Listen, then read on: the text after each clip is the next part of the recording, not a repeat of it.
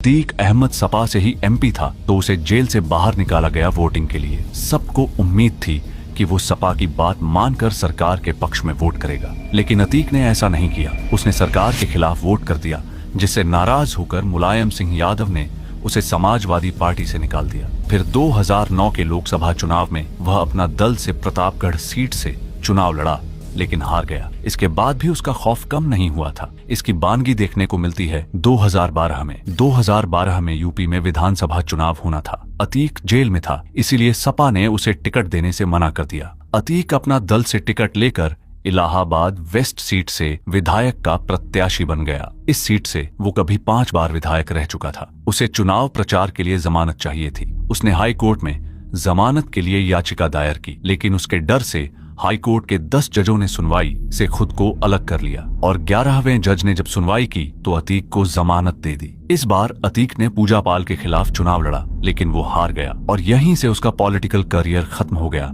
लेकिन वो जेल से जब भी बाहर आता, लोगों की प्रॉब्लम सॉल्व करने के लिए अदालत टाइप लगाता रहता था। ऐसे ही जब वो 2016 में बाहर था तो उसे शिकायत मिलती है कि इलाहाबाद की सैम हिगनबॉटन यूनिवर्सिटी ऑफ एग्रीकल्चर ने 2 लड़कों को चीटिंग की वजह से एग्जाम देने से मना कर दिया। वो लड़के अतीक के पास जाते हैं। अतीक भीड़ लेके यूनिवर्सिटी में घुस जाता है। वह वहां तोड़ फोड़ और मारपीट करता है, जिसका वीडियो वायरल हो जाता है, जिससे बहुत हंगामा होता है और अतीक को फिर से जेल में डाल दिया जाता है। फिर आता है 2017, जिसमें यूपी में सत्ता पलट जाती है और योगी आदित्यनाथ की सरकार बनती है। इस सरकार का प्राइम फोकस माफिया राज खत्म करने पर था, लेकिन अतीक पर सरकार फिर भी लगाम नहीं लगा पाई थी। उस समय वो देवरिया जेल में बंद था। 2018 में लखनऊ में एक बिजनेसमैन था, मोहित जायसवाल। अतीक के 2 बेटे उसे किडनैप करके देवरिया जेल ले जाते हैं, जहां उसे मारा पीटा जाता है और उसकी 40 करोड़ की कंपनी को अतीक अपनी फैमिली के नाम करवा लेता है। इसी इंसिडेंट से